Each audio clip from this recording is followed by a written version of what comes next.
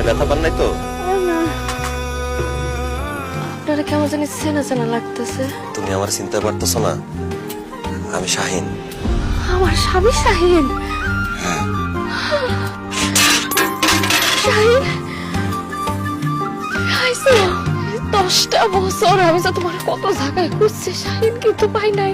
তুমি তোমার ভিটা মাটি সবকিছু বেইসা খেলাম ছেড়ে চলে গেছি লাগেন। ওই বাড়িতে থাকলে আমি কোনোদিন তোমারে ভুলতে পারতাম না।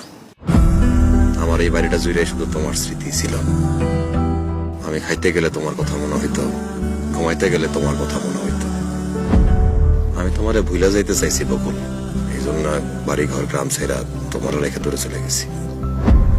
বকুল, এখন আমি ঢাকায় একটা ব্যবসা করি, আল্লাহর রহমতে ভালো আছি। কিন্তু তোমার এই অবস্থা কেন? তুমি কেন রাস্তায় রাস্তায় ঘুরে ভিক্ষা করতেছো? ভাব করছিলাম না আপনার শাস্তি পাইছি। তুমি আমারে কত ভালোবাসা বিয়া করছিলা, বিয়ার পরও তুমি আমার কত ভালোবাসছো।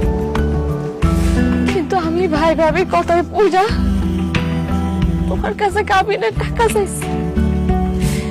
ওই টাকা আদায় করোনার লেগে আমি তোমাকে কত খারাপ ব্যবহার করছি, কষ্ট দিছি তোমারে। আরে খাপুরুষ মরে যাইছে সব খুঁজছি।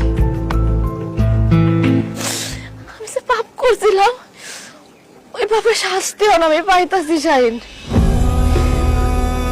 তুমি যেদিন আমারে বাড়িতে বাইর করে দিলা, ওই দিন রাস্তা দিয়ে যাওয়ার সময় কতগুলা বখাটে পোলা পাই আমার মাইরা আমার কাছ থেকে টাকাটা লয়ে গেছিল গা। আমি যখন ভাই ভাবির কাছে গেলাম, তারা দেখলো আমার কাছে কোনো টাকা নাই, তারা আমার মাইরা বাড়িতে বাইরে করে দিয়েছিল।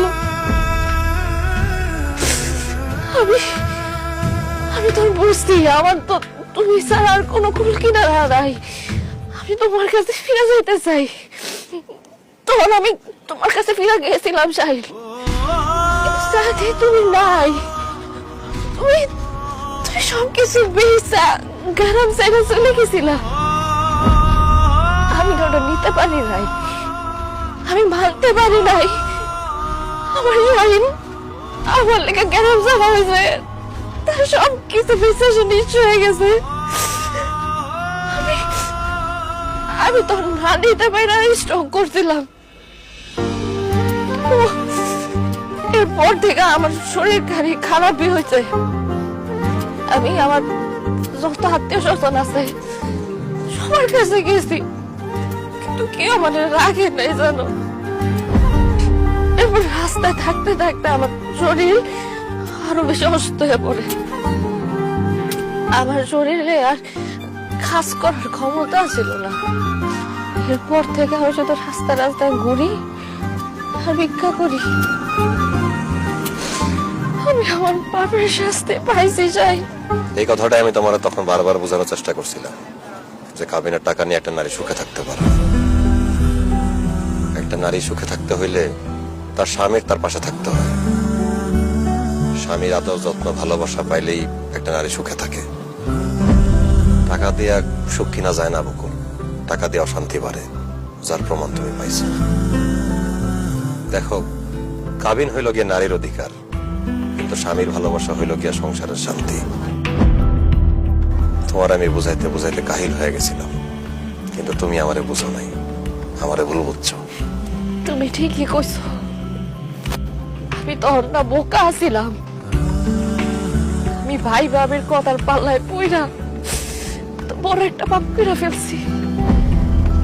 কিন্তু এখন আমি বুঝি আমি তোমার লগে কি করছি।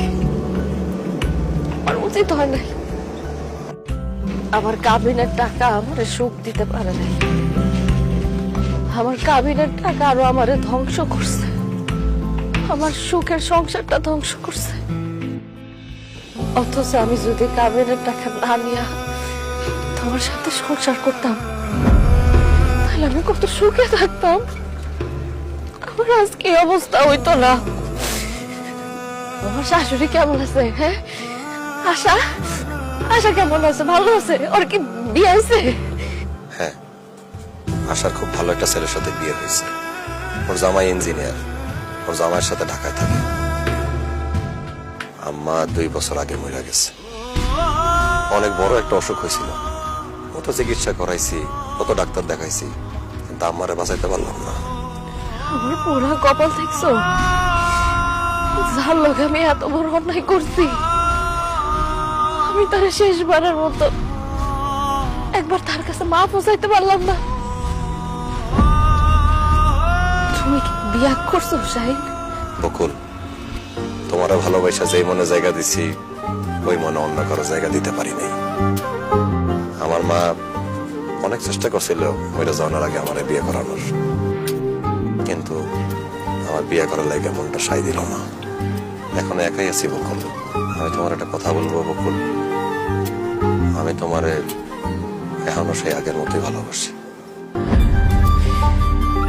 বলে তুমি এখনো এত ভালোবাসো? আমি তোমার জীবনটা নষ্ট করে ফেলছি। আমি আমি তোমার কেরাম সারা করছি, তোমার বাপ দাদার ভিটা তুমি আমার জন্য বিক্রি করছো। এত কিছুর পরও তুমি আমার ভালোবাসো যাইন, তোমার ভুলে গেছে যাইন। আমি তোমার লাগে অনেক বড় অন্যায় করে ফেলাইছি যাইন, আমি অনেক বড় অন্যায় করে ফেলাইছি। তুমি আমার মাফ না করলে আমি মইরাও শান্তি পাবো না। যাইন, আমার মাফ করে দাও, মাফ করে দাও। তোমার জীবনটা আমি শেষ করে দিয়েছি।